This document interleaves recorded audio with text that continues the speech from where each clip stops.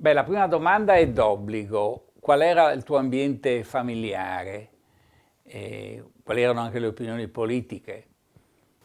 La mia famiglia era una famiglia operaia, mio papà lavorava ai cantieri navali di Monfalcone, anche mia mamma negli anni 40 e 50 aveva lavorato e quindi questo è stato, diciamo, l'ambiente sociale che mi ha formato. E mio papà era socialista, mia mamma invece era comunista, anche se non è mai stata iscritta, però diciamo che aver respirato così quest'aria operaia e politicamente di sinistra mi ha sicuramente aiutato, diciamo, a comprendere il mondo in un certo modo ed è stata una cosa che mi ha segnato fortissimo, anche se sì, ho fatto anche la vita di tutti i bambini e ragazzi di quegli anni, nel senso che andavo anche in chiesa, anzi addirittura cantavo anche in chiesa perché mi piaceva cantare, i miei non mi hanno mai diciamo, impedito di farlo, anzi sì, volevano diciamo, che facessi la vita come tutti gli altri, per cui ho potuto provare sì, sia la vita normale di una bambina o di una ragazza di quegli anni e anche sentire il clima politico che poi è stato importante per me in tutta la vita. E qual è stato, diciamo così, il peso dell'Italcantieri a Monfalcone? E beh, l'Italcantieri permeava di sé tutta la vita monfalconese, poi io abitavo in particolare a Panzano, praticamente a 50 metri dall'entrata del cantiere e tutti quelli che abitavano intorno a me erano tutte famiglie operaie e quindi qualsiasi cosa succedesse veniva sempre in qualche maniera eh, mh, collegata con il cantiere, cioè io mi ricordo, sento ancora adesso il suono della sirena alle 8 meno 20, alle 8 meno 5, poi alle 8, poi a mezzogiorno. Mio papà tornava a casa a mezzogiorno e 5 e si mangiava sempre a quell'ora, c'erano cioè anche delle abitudini quotidiane proprio che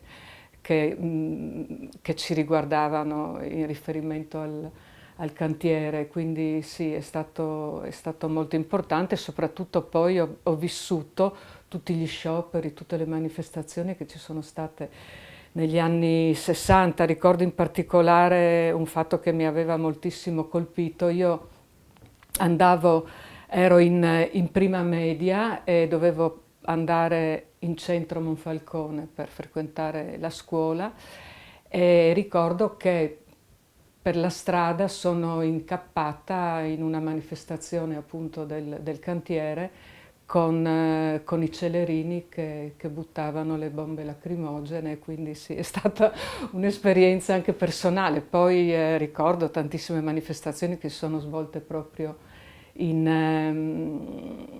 vicino al cantiere e alle quali noi come figli e parenti diciamo, degli operai partecipavamo gridando quando serviva o insomma portando cartelli o comunque sì, è stata una cosa che è stata molto importante da questo punto di vista. E il tuo impatto con il 68 è stato soprattutto a livello di movimento degli studenti medi a Monfalcone. Cosa pensi di questa esperienza? Dunque, per una ragazza appunto di una famiglia operaia in quegli anni il destino sarebbe stato quello di fare l'avviamento, perché c'erano ancora l'avviamento e le medie separati, e poi andare a lavorare. All'inizio degli anni 60 però c'è stato il boom economico e quindi anche per le famiglie operaie la situazione è un po' cambiata, poi è cominciata anche la scolarizzazione di massa e, dato diciamo che ero così brava a scuola, mia mamma aveva pensato di farmi comunque andare alle medie e quindi ho potuto frequentare questa scuola che comunque è stata importante nella formazione. Però poi alle superiori non era possibile per me andare al liceo perché l'idea era quella comunque di finirla lì, poi insomma con le 5 classi delle superiori e quindi dato che proprio a 50 metri da casa mia c'era la sezione staccata della ragioneria di Gorizia, sono andata a fare ragioneria che per me era sì una scelta assolutamente obbligata appunto per questi motivi familiari, ma cioè una scuola che non ho mai potuto sopportare, anche se poi devo dire la verità che alcune cose sono state utili, importanti, insomma, anche nelle materie, diciamo così, tecniche che ho dovuto imparare. Ecco. Poi sì, nella mia storia scolastica è stato importantissimo il fatto che quando poi mi sono iscritta all'università a Economia e Commercio,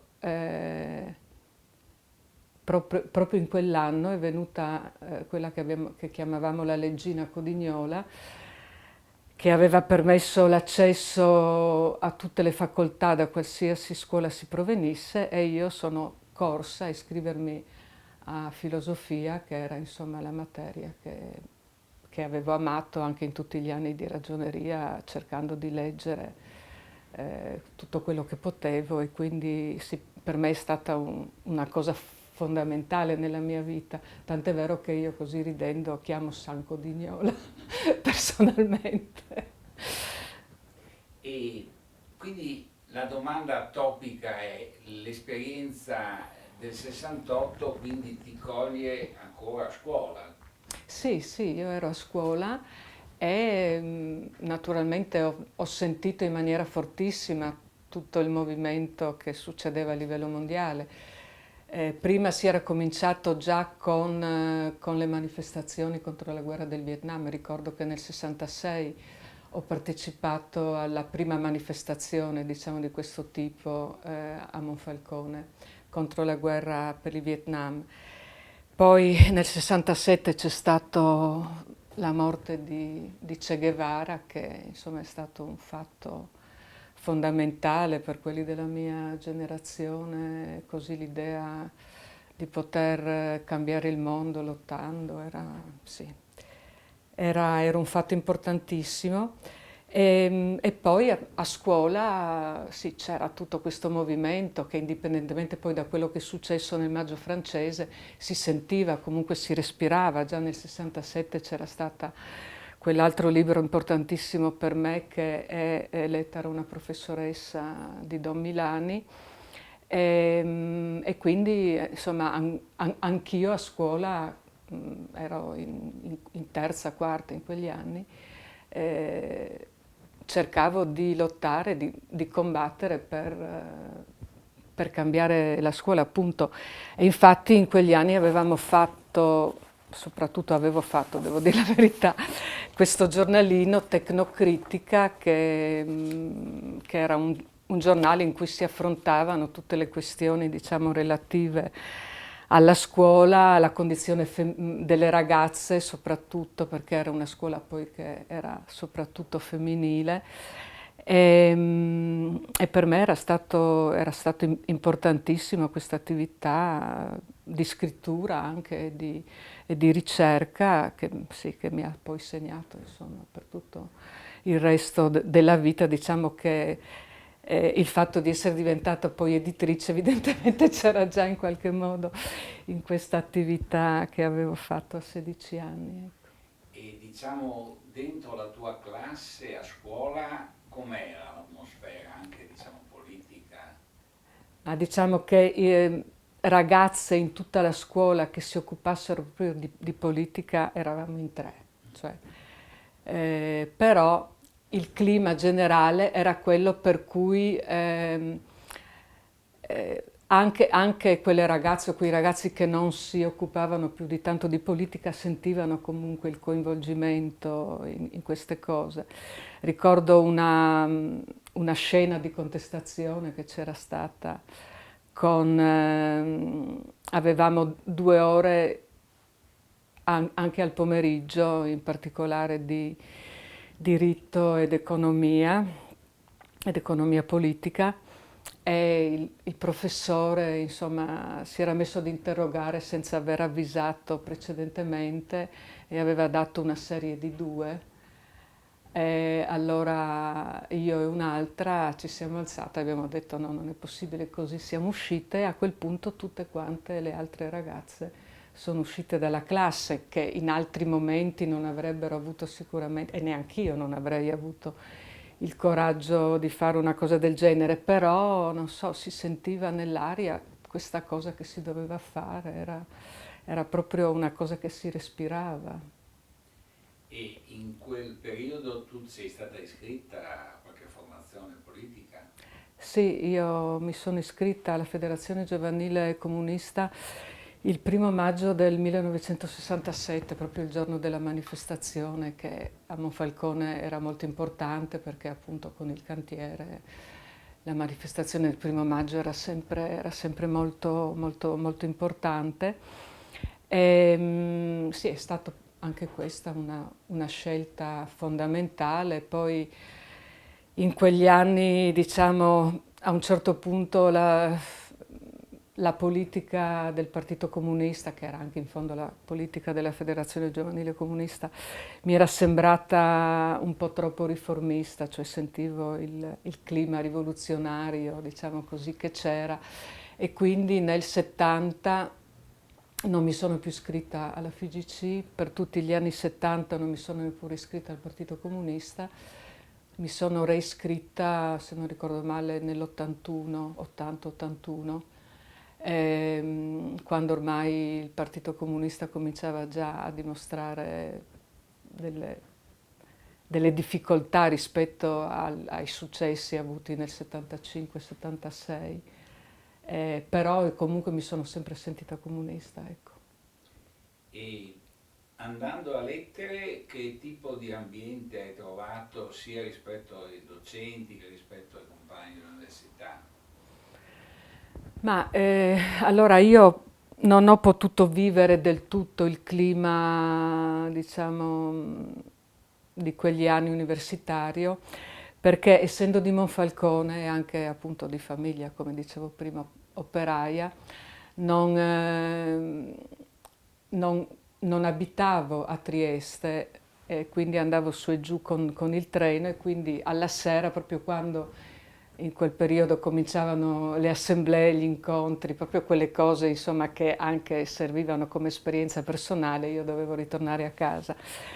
Però sicuramente durante la giornata, quando abbiamo fatto la prima occupazione, è stata una cosa esaltante. Ho imparato anche tantissimo. In quegli anni non è che si girasse tanto, no? Cioè, io non avevo neppure la macchina, quindi incontrare gente che veniva dalla Carnia, dal Friuli, greci. In quegli anni c'erano anche molti greci che erano venuti dopo il colpo di Stato, anche gente insomma, che veniva comunque da altre parti, e parlare, discutere tantissimo, perché era questa la caratteristica di quegli anni, si parlava di tutto. E tutti venivano anche ascoltati in fondo, anche se c'erano sicuramente quelli che avevano maggior dialettica o che erano più capaci per motivi magari di origine familiare, così. Però insomma, sì, non si aveva paura di parlare, perlomeno in piccoli gruppi. In assemblea quello era più complicato. Io ricordo che ho sofferto tantissimo del non riuscire a parlare in pubblico. Questa è stata una cosa che ho dovuto veramente conquistare, sì, proprio perché avevo tanto desiderio di parlare, di dire quello che pensavo, che alla fine cercavo di buttarmi, ma sempre con grande sofferenza. Insomma, invece c'erano quelli, soprattutto maschi, che parlavano nelle assemblee e sembra, sì, li stavamo ad ascoltare, e magari anche senza essere d'accordo tante volte sulle cose che venivano dette, però sì. si notava una differenza di classe, no? In queste cose qua specialmente. E poi sicuramente i maschi erano molto più presenti che non le ragazze. Era difficile che una ragazza parlasse in pubblico nelle assemblee. Io l'unica che ricordo era l'Adriana Donini, che proprio parlava, e mi ricordo anche questo particolare, magari una stupidaggine, però secondo me significativa. Ricordo che da lei ho sentito la prima volta la parola lapalissiano, che e mi è rimasto talmente impresso che me lo ricordo ancora a distanza di 40 anni. È un tema interessante della difficoltà di parlare in pubblico, difficoltà che possono avere tutti, ma che per varie ragioni era forse più accentuata nelle donne. Ma il fatto che nel movimento proprio del 68 le donne e le ragazze non riuscissero più di tanto a parlare nelle assemblee era sì dovuto a un fatto di classe, però era anche dovuto a un fatto di genere, in quanto le donne erano storicamente meno abituate a essere protagoniste, a esprimersi, avevano anche più paura di essere giudicate, no? E questo credo che sia un elemento importantissimo nel far sì che uno parli o non parli, no? Insomma, cioè, la nostra generazione è stata una generazione a cavallo, no? Fra due epoche, per cui noi ragazzi in quegli anni vivevamo ancora moltissimo la situazione precedente, anche se io dico sempre che in realtà il 68 è cominciato qualche anno prima, già all'inizio degli anni 60, si cominciava come ragazze a desiderare, diciamo, delle cose nuove, diverse, però c'era sempre anche la paura di essere rimproverate, dei rapporti familiari che comunque erano rapporti in qualche maniera repressivi, sì, in cui non ci si sentiva libere. Per cui, ecco, questo è un elemento forse che va messo in evidenza. La nostra come donne è stata una generazione molto lacerata, perché continuamente avevamo dentro le proibizioni dell'epoca precedente e questo immenso desiderio di libertà che però non sempre si riusciva a estrinsecare e realizzare, anzi per la gran parte è stato anche difficile, infatti in molte di noi c'è stata poi nella realtà della vita una differenza enorme fra quello che desideravamo e che avremmo voluto e quello che poi invece siamo riuscite veramente a fare e realizzare, insomma. Poi invece immediatamente dopo il 68 è cominciata una diversificazione ancora più ampia, no? Con i vestiti lunghi invece, quindi vestiti anche alla zingara. Questo era proprio un'espressione di una protesta delle donne anche, no? Questo non voler più corrispondere al modello della donna e anche non seguire le mode, no? Dopo, non so, certe cose del femminismo sono diventate delle mode, ma inizialmente ci si vestiva con gonne lunghe, con scialli, lasciando i capelli anche in un certo modo, proprio come protesta rispetto a quelli che erano stati i parametri anche della moda, insomma, fino a quel momento. Io ero timida, timidissima e poi c'era sì questa paura, no, dello sbagliare, del non esprimere le cose come si dovevano e poi sì, una vergogna, non so come dire, cioè sentimenti che adesso è anche difficile rivivere, però in quegli anni là erano molto forti, sì. Sì, io ho sentito moltissimo su di me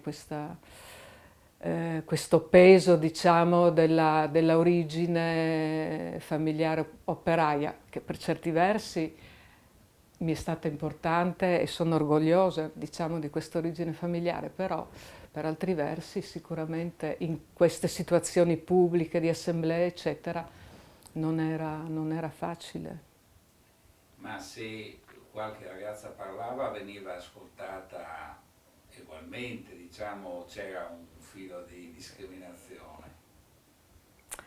Guarda, io in quegli anni non avevo osservato tanto queste cose qua perché nella, nel periodo della ragioneria eravamo in tre ragazze che facevamo politica, diciamo, e che portavamo avanti le lotte. Quindi in questo caso qua io non avevo osservato discriminazioni perché semplicemente i maschi quasi non erano presenti e quindi ci eravamo fatte un po' le ossa da questo punto di vista. All'università poi sì, sicuramente, appunto, come ho detto, le donne, le ragazze non parlavano, però la preoccupazione mia almeno era talmente grande quella di sentire, di imparare, di confrontarmi, comunque che non avevo osservato più di tanto questa cosa qua.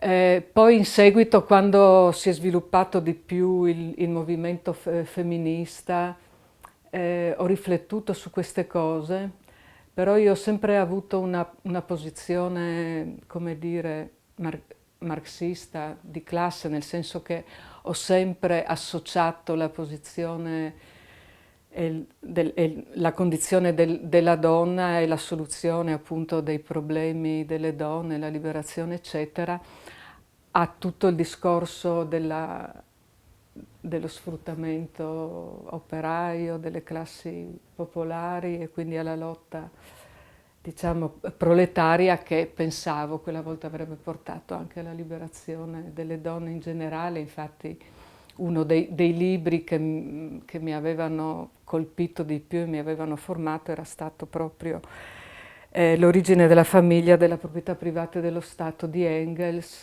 che aveva aperto tantissimo la possibilità di analizzare la famiglia e lì appunto si collegava la condizione della donna alla condizione dello sfruttamento in generale, quindi questo mi aveva convinto. Poi ho visto che in realtà nella vita mi sono accorta anche a mie spese, insomma, che le cose non erano proprio così automatiche, però sono ancora convinta che questo possa essere vero. Le lotte delle donne sono state importantissime, fondamentali per, per determinare, appunto per creare una coscienza nelle donne di quali fossero i limiti della storia delle donne e come bisognava agire per superarli. Poi io non ho partecipato tantissimo al movimento femminista nella sua forma più sviluppata, diciamo.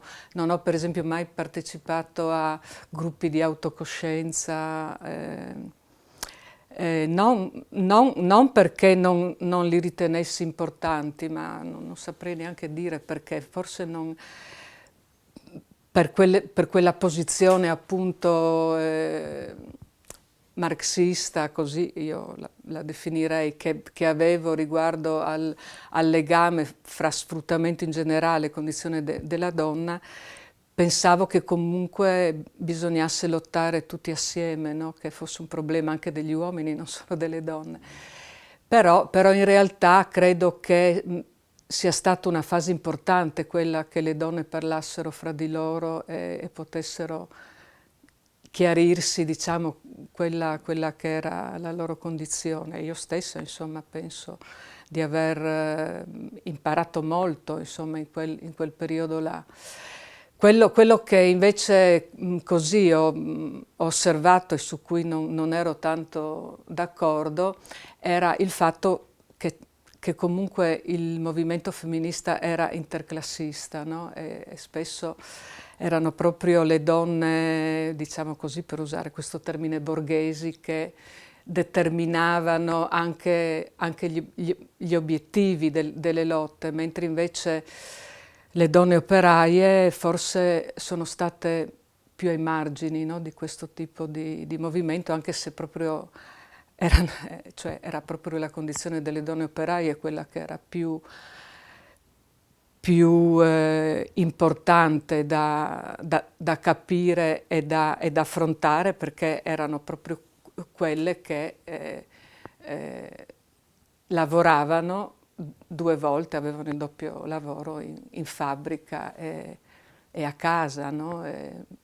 In quegli anni, ecco, una cosa importante per me sono state proprio tutte le canzoni, no? che parlavano di questi argomenti, e i canzonieri femministi anche che si sono formati hanno dato anche la possibilità di, come dire, di rappresentare artisticamente, comunque anche di divertirsi in qualche maniera, no? Parlando di queste cose, perché credo che sia importante anche il fatto che oltre alla riflessione ci possa essere anche il momento della condivisione comune, del prendere le cose in maniera anche più leggera, insomma. Ecco, tornando agli Stati Trieste, poi nel 74 ti laurei. Sì. Su quale argomento hai trovato qualche professore Diciamo, particolare? la laurea ufficialmente era in filosofia, in realtà io ho fatto una tesi di storia con il professor Enzo Collotti, di storia contemporanea, proprio sulla politica del Partito Comunista nella Resistenza. Era, diciamo, più l'argomento che mi interessava di più in quel momento. E quello che mi dispiace rispetto a quello che ho potuto studiare poi è di aver dato un'impronta nazionale al discorso, cioè mi sono occupata del Partito Comunista a livello nazionale, mentre invece in quegli anni mi interessava un po' di meno quello che succedeva che era successo nella nostra regione, che poi invece è quello che mi ha interessato di più, insomma, nella vita. Ecco, e subito dopo la laurea, come quella volta succedeva, vai a insegnare, giusto? Sì, sì. E ti iscrivi alla CGIL Scuola. Sì, se posso dire una cosa, in mezzo c'è stato un fatto determinante della mia vita, e cioè il fatto che proprio quando mi laureavo ero anche incinta di mia figlia, che è nata appunto nel 74. Prima mi ero anche sposata, era successo anche questo. E quindi, diciamo, per alcuni mesi ero rimasta a casa per allattare, tutte queste cose che si devono fare quando nasce un figlio o una figlia, però sì, in realtà poi già nella primavera del 75 ho partecipato al corso abilitante ordinario per la scuola media, e praticamente ho insegnato pochi mesi, ho incominciato a insegnare pochi mesi dopo rispetto alla laurea, e mi ero iscritta sì alla CGIL Scuola. Ecco, questa iscrizione alla CGIL Scuola, in un ambiente che fino a quel momento era segnato dai sindacati autonomi, come l'hai vissuta, diciamo? Beh, era una scelta che non avrebbe potuto essere diversamente. In quegli anni poi i sindacati autonomi ci sembravano anche molto reazionari, molto corporativi, insomma, invece noi, insomma, vedevamo comunque la società nel complesso e l'insegnamento come una delle cose che facevano parte della società, e essere collegati in una confederazione in cui c'erano tutte le altre categorie, e poi il sindacato, che era quello della sinistra, insomma, era fondamentale. Però mi sono anche trovata in contraddizione poi con la CGIL, in quanto, insomma, come succedeva in quegli anni, per parecchi anni io sono stata precaria, prima supplente annuale, poi incarico annuale, ma comunque sempre, diciamo, in una situazione in cui a noi che avevamo fatto il corso abilitante era stato promesso che ci avrebbero passati, no, a tempo indeterminato, la cosa non succedeva, E nella CGIL scuola non avevamo trovato, diciamo, l'interesse ad affrontare la nostra situazione, per cui avevamo messo in piedi un coordinamento dei precari della scuola e per alcuni anni abbiamo portato avanti delle lotte, manifestazioni. Mi ricordo che siamo stati io e alcuni altri, insomma, un po' in tutta Italia, perché era un movimento che si era creato abbastanza importante e che ha portato poi appunto al fatto che alcuni anni dopo la gran parte di quelli che erano stati precari in quegli anni sono entrati anche nella scuola e credo che sia stato importante cioè il fatto che quelli che avevano fatto il 68, 69, questi anni siano entrati nella scuola, perché effettivamente in quegli anni credo che siamo riusciti a dare una botta di cambiamento. Poi probabilmente per svariati motivi le cose poi sono anche cambiate in una direzione completamente diversa da quella che avevamo dato noi, che era una direzione in cui si cercava appunto di offrire agli studenti la possibilità per tutti quanti, indipendentemente dalle capacità e dalle tendenze personali e dalla cultura, cioè che tutti quanti avessero la possibilità di andare avanti, quindi un rifiuto anche della discriminazione, della selezione nella scuola. Insomma, sono state sì, idee importanti sulle quali dopo si è anche un po' tornati indietro. Magari mi dicono che adesso nella scuola c'è la tendenza di nuovo quasi a creare le categorie, no? Dei bravi, dei meno bravi, così, però probabilmente ci vorrà un'altra rivoluzione culturale. Negli anni in cui ho insegnato, poi si ero di nuovo iscritta alla CGIL scuola.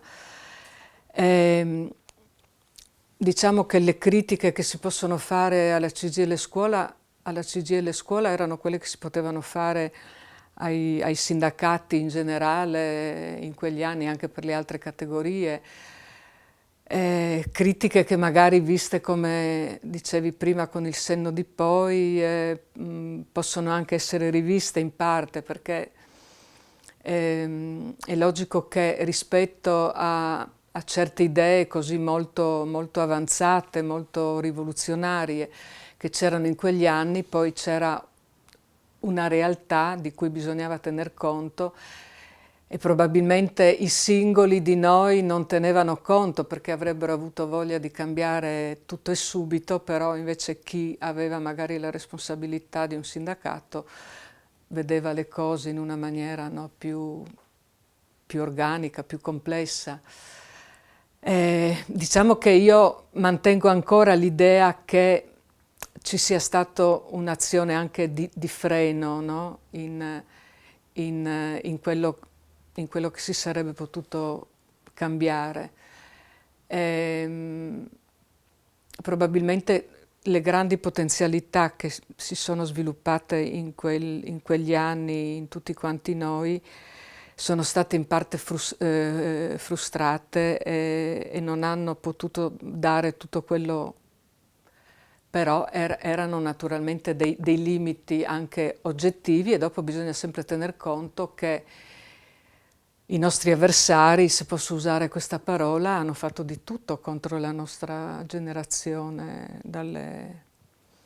dalle bombe alla repressione di vari tipi. Insomma, anche noi abbiamo subito, insomma, no? Repressioni che potevano essere dalle perquisizioni a casa a situazioni di difficoltà. Io nel 74, per esempio, ho subito anche un processo durante il referendum per il divorzio, perché avevamo cantato con altre ragazze in quegli anni, insomma, avevamo cantato delle canzoni di lotta durante il referendum sul divorzio, e una di queste era "E anche al mio marito tocca andare", che diceva praticamente: "Non mi importa della tua vittoria perché c'è sputo sopra la bandiera, sputo sopra l'Italia tutta intera". E questo era una canzone popolare, ma riproposta nel 74, in quegli anni era stata presa come vilipendio alla bandiera, alla nazione e alle forze armate, e quindi avevamo subito un processo. Quindi insomma diciamo che la repressione passava attraverso tante strade. E questa cosa qua, poi naturalmente ci sono stati i servizi segreti che hanno agito in tutti i modi, le infiltrazioni, tutte cose che sono venute fuori negli anni successivi, che si conoscono appena adesso e forse neanche del tutto. E quindi è logico che c'è stata una vera e propria lotta di classe, no? che ha portato anche agli esiti attuali, per cui la sinistra non esiste quasi più, almeno non viene più rappresentata quasi al Parlamento, nelle istituzioni, e dobbiamo insomma ricostruire tutto quanto di nuovo. Una domanda generale che mi sembra veramente opportuna, che ci si fa guardando col senno di poi il 68 e quelli che erano i leader, no, del movimento. Dove sono finiti tanti rivoluzionari di quel periodo? Ma questo, i rivoluzionari del 68, diciamo, bisogna, per rispondere, io credo che si debba stabilire chi erano i rivoluzionari. Cioè il problema è che il 68, così come anche la Resistenza, così come tanti altri movimenti rivoluzionari che ci sono stati nella storia durante i secoli, perlomeno dalla Rivoluzione francese in poi, cioè in una prima fase possono sembrare movimenti unitari, omogenei, poi ad un certo punto viene fuori invece che esistono le divisioni di classe anche all'interno di questi movimenti. Allora, chi ha diretto il movimento del 68 sono stati studenti e giovani che facevano soprattutto parte delle classi dominanti, diciamo, di famiglie della borghesia, come si diceva in quegli anni, i quali si sono trovati in questo grande movimento mondiale, no, di cambiamento, e hanno in quegli anni, per le capacità insomma personali, avevano saputo raccogliere queste idee e anche diffonderle in qualche maniera. Però poi evidentemente la loro origine di classe ha avuto il sopravvento, e tutti quanti, e mentre, non so, coloro che facevano parte di famiglie operaie tutt'al più sono andati appunto ad insegnare o insomma a fare comunque lavori anche magari intellettuali, però diciamo non sicuramente lavori che, come dire, in cui si possa contare per cambiare le cose. Questi qua hanno potuto entrare proprio nei gangli del potere, diventare giornalisti, professori universitari, diventare magari politici, essere eletti al Parlamento, eccetera. E questi qua poi sono tornati alla loro classe in qualche maniera, e ne abbiamo di esempi in quantità. In quantità, insomma, di queste persone. Ma credo sia un fatto abbastanza normale. La cosa importante è non mettere tutti nella stessa minestra, insomma, distinguere e sapere chi ha continuato a portare avanti certi ideali e chi invece, diciamo così, per usare sempre un termine così particolare, li ha traditi in qualche maniera, e sicuramente molti di quelli li hanno traditi poi questi ideali. Io mi chiedo ancora come sia possibile, perché se uno ha pensato determinate cose sul mondo, contro la guerra, contro lo sfruttamento, per l'uguaglianza, com'è possibile che dopo queste cose vengano dimenticate? Eppure sì, io l'ho verificato in tantissima gente. E le domande finali sono quelle topiche, no? Che possono anche essere sganciate dal 68. Un libro, un film, una canzone. Oh cara moglie, stasera ti prego, di a mio figlio che vada a dormire, perché le cose che io ho da dire non sono cose che deve sentire. Proprio stamane là sul lavoro, con il sorriso del capo sezione, è arrivata la liquidazione, mi han licenziato senza pietà. E la ragione perché ho scioperato per la difesa dei nostri diritti, per la difesa del mio sindacato, del mio lavoro e della libertà. Bravissima. Molto attuale. Sì, sì, sì. No, io per quanto riguarda il film, un film che mi ha veramente segnato in quegli anni è Bronte, Cronaca di un massacro. Perché questo film, cioè noi a scuola eravamo stati abituati a pensare al Risorgimento in un certo modo, no? Come diciamo Unità d'Italia, una cosa assolutamente positiva. Vedere che le cose non erano così come erano state insegnate a scuola era stato per me e vederlo concretamente, no? Insomma, in un fatto proprio preciso che era avvenuto, era stata una cosa importantissima perché, insomma, confermava, no? Certe cose che si erano pensate, ma che parevano particolari, locali, eccetera. Invece si vedeva che anche un grande regista aveva trattato un argomento del genere e quindi sì, un film che mi aveva colpito moltissimo.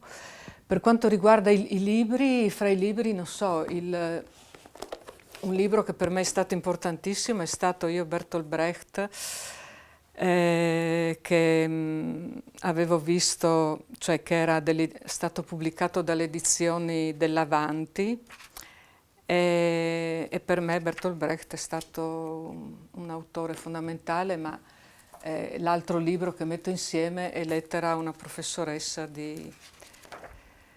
della scuola di Barbiana, sì, che racconta la vicenda e l'insegnamento di Don Milani. E poi, sempre parlando di libri, per me è stato importantissimo Memoria di una rivoluzionaria di Dolores Ibarruri. E in quegli anni poi c'era anche il libretto rosso di Mao che... Ma Brecht è stato più importante. Brecht è stato il più importante, sì. E poi dicevi? Una canzone. Serve Farla cantare dopo. Sì.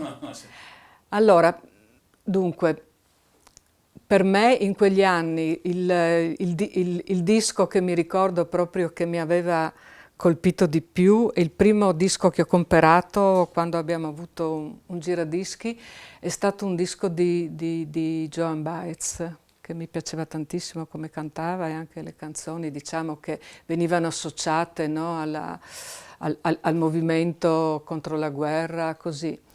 Poi mi ricordo che la mia amica Mirella mi aveva regalato per il mio compleanno un disco di De André e anche questo è stato fondamentale.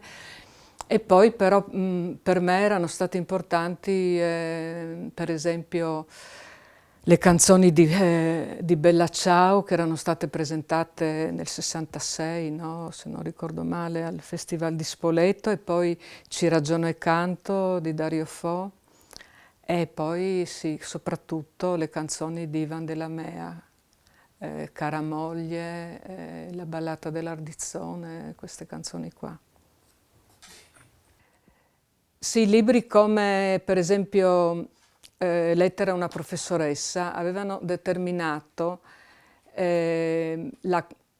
una coscienza che andava contro la selezione nella scuola, una selezione che prima veniva considerata semplicemente in maniera fra chi era bravo e chi non era bravo, ma in quegli anni si era capito che le capacità o meno a scuola non erano delle doti così semplicemente personali, ma erano dovute all'ambiente familiare, sociale in cui un ragazzo, un bambino, una bambina erano cresciuti.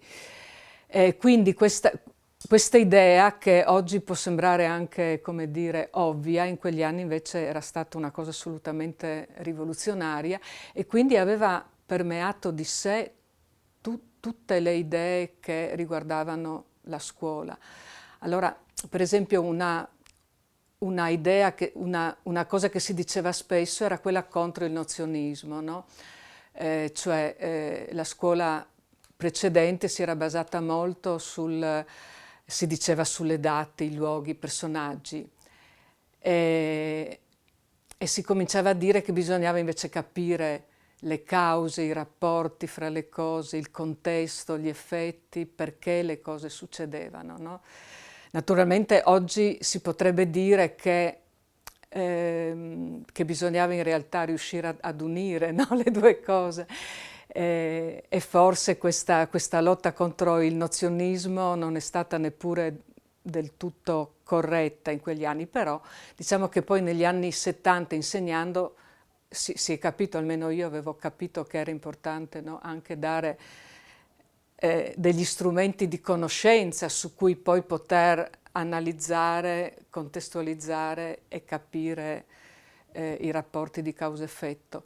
Però direi che questo aver capito che le capacità di una persona andavano sviluppate e che potevano essere che non erano intrinseche, non erano genetiche, ma che si poteva agire, no, su queste capacità, e potevi agire con la passione,